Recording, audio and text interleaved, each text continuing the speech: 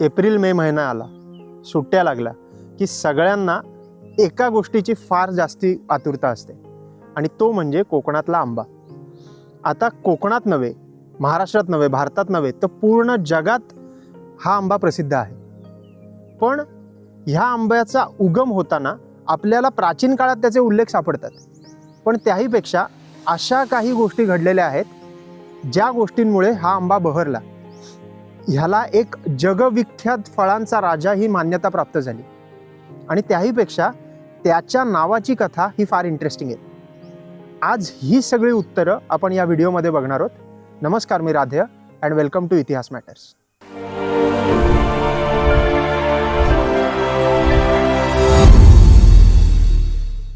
आता आपण जेव्हा आंबा हा बघतो तर आत्ताचा अल्फॉन्सो किंवा हापूस आंबा हे 400-500 वर्षापूर्वीची गोष्ट आहे.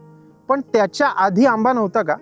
तर आंब्याचे उल्लेख आपल्याला अगदी ऋग्वेद आणि अथर्ववेदापासून सापडतात. त्याहीपेक्षा कालिदासांनी ऋतुसंहार आणि मेघदूत ह्याच्यात आंब्याचे उल्लेख केलेले आहेत. एका उपनिषदात तर डायरेक्ट आंब्याला अतिशय पवित्र गोष्ट आणि पवित्र फळ म्हणून मान्यता प्राप्त झाली आहे. पण काहीतरी असं साधारण 1498ला घडलं ज्यामुळे ह्या आंब्याचा पूर्ण इतिहास बदलणार होता आणि कोकणातल्या लोकांचा तो एक अविभाज्य भाग होणार होता. तर ती कथा काय आहे आपण आत्ता बघू. 1498ला पोर्तुगीजमधनं व्यापारासाठी वास्को दा गामांनी ओटोमन साम्राज्याला किंवा मिडल ईस्टमधल्या पूर्ण ज्या प्रदेश होते त्याला पूर्णपणे सरपास करून एक सागरी मार्ग शोधला जो आफ्रिकेवरनं भारतात आला. त्याच्यानंतर 1506 मध्ये त्यांनी गोवा ताब्यात घेतलं. आता गोवा ताब्यात घेतल्यानंतर एक महत्त्वाची गोष्ट तिकडे घडलेली आहे. पोर्तुगीज लोकांची खासियत ही होती की ते फक्त साम्राज्य विस्ताराला किंवा आधी व्यापार करायला इकडे आले नव्हते, तर त्यांची कला, त्यांचं स्थापत्यशास्त्र, त्यांच्या वेगवेगळ्या जगण्याच्या पद्धती ते इकडे आणू लागले. आणि त्यातून अनेक इंटरेस्टिंग गोष्टी गोव्यात आपल्याला दिसतात, पण कोकण पट्ट्यातही आपल्याला दिसतात. त्यातलं एक उदाहरण द्यायचं म्हणून काय, तर तुम्ही आत्ता गोव्यातले अगदी साऊथ गोव्यामध्ये वेगवेगळी घरं बघितलीत तर त्याच्यात पोर्तुगीज छटा आपल्याला दिसते. आता कालिकत बंदरावर पोर्तुगीज आले आणि त्यांनी काही दिवसात गोवा ताब्यात घेतलं आणि गोवा ताब्यात घेतल्यानंतर काय झालं तर त्यांचा पूर्ण कोकण पट्ट्यात प्रभाव वाढला आणि त्याही बरोबर 1534 मध्ये त्यांनी मुंबई ताब्यात घेतलेली. आता पोर्तुगीज इकडे आले तेव्हा त्यांनी काय काय गोष्टी तिकडून इकडे आणल्या किंवा काय गोष्टींचा त्यांचा आपल्यावर इकडे प्रभाव झाला हे पहिलं बघू. पहिलं तर स्थापत्यशास्त्र किंवा आर्किटेक्चर ह्याचा प्रभाव पोर्तुगीजांचा इकडे खूप आहे. दुसरी गोष्ट ती म्हणजे सिव्हिलायझेशनल गोष्टी, म्हणजे जगण्याची पद्धत, राहण्याची पद्धत किंवा एक वेगळी संस्कृती जी पूर्णपणे युरोपियन आहे ती पहिल्यांदा गोव्यात बघायला मिळाली. तिसरी गोष्ट जी अत्यंत क्रूर होती पण ती वस्तुस्थिती होती ती म्हणजे तिकडचे काही मिशनरी लोक आणि जेस्यूट लोक यांना इकडे आणून फक्त धर्म प्रचारासाठी इथे त्यांना फिरवण्यात आलं होतं. पण इकडच्या एका गोष्टीची भुरळ त्यांना पडलेली दिसते. ती गोष्ट कुठली? पोर्तुगीज इकडे आले तेव्हा त्यांनी आपली टेक्नॉलॉजी आणली आणि ती टेक्नॉलॉजी फक्त काय मिलिटरी किंवा आर्मी रिलेटेड किंवा नेव्ही रिलेटेड नव्हती.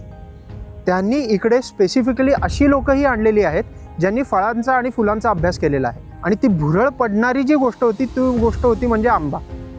आता आंब्याची भुरळ पडताना एक गोष्ट मुद्दाम नमूद करायला हवी ती म्हणजे तेव्हाच्या लोकांना आंबा जे लोक चोखून खात होते आणि तो पूर्ण त्याचा रस ओघळत होता किंवा हात पूर्ण बरबटत होता, हे सगळं सहन होत नव्हतं. पोर्तुगीजांना तो आंबा आवडला होता पण असं खाणं त्यांना पटत नव्हतं.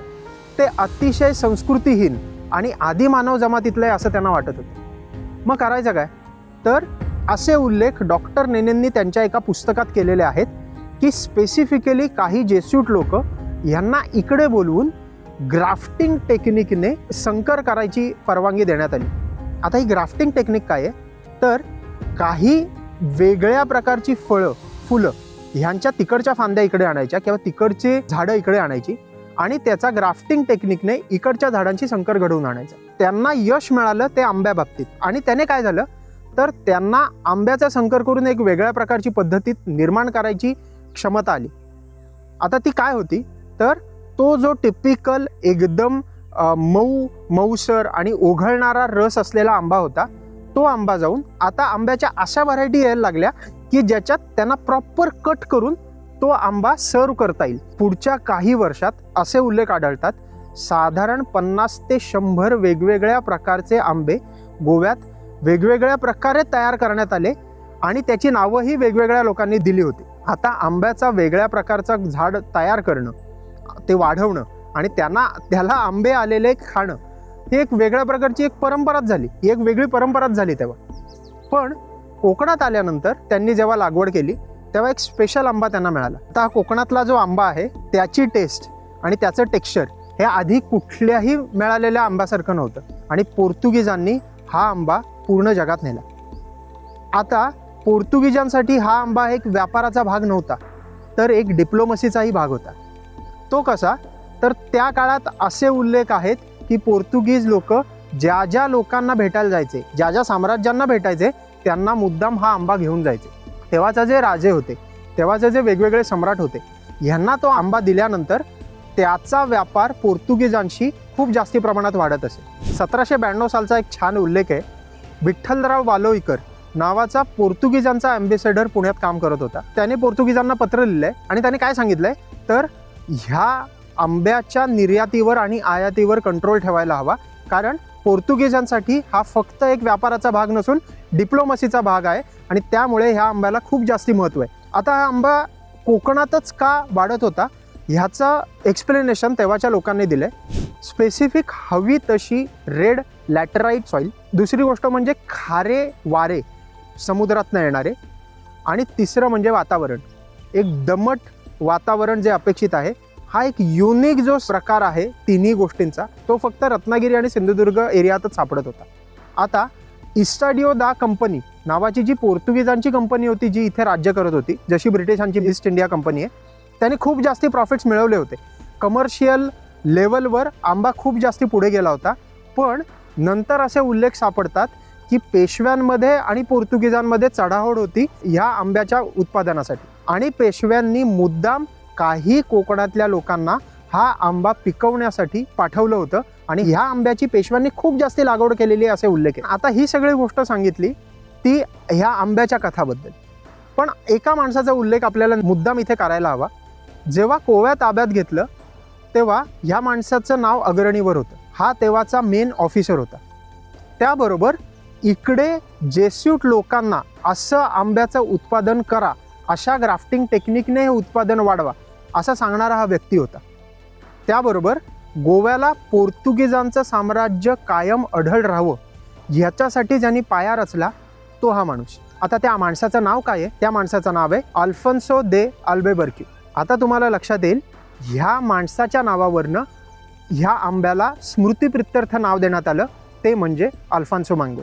नंतर असे उल्लेख केले जातात की ह्याचाच अपभ्रंश होऊन पेशव्यांनी जी कोकणात लागवड केली त्या आंब्याला हापूस हे नाव पडलं आणि त्याबरोबर गुजरातमध्ये ह्यालाच हापूस असं नाव पडलं. अल्फोन्सोचं हापूस कसं झालं ह्याची मी कथा तुम्हाला सांगितली आणि ती कथा ही पोर्तुगीजांपर्यंत जाते ह्याचा उल्लेख बरेच कमी लोकांना माहिती आहे आणि म्हणून ह्या व्हिडिओच्या माध्यमातून ही माहिती सांगण्याचा प्रयत्न. आता लक्षात घ्या, पोर्तुगीजांचा आपल्याकडे खूप जास्ती क्रौर्य माहितीच आहे.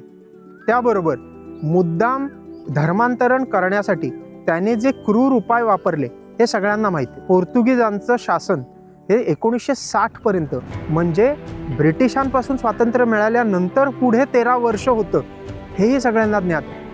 पण पोर्तुगीजांचं आपल्या कोकणावर केवढं मोठं योगदान आहे हे आपल्याला ह्या हापूस आंब्यावरनं समजतं. हा हापूस आंबा हा 3 ते 4 महिने पूर्ण कोकणाला खूप जास्ती समृद्धी देतो. कोकणातला प्रत्येक माणूस जागा होतो.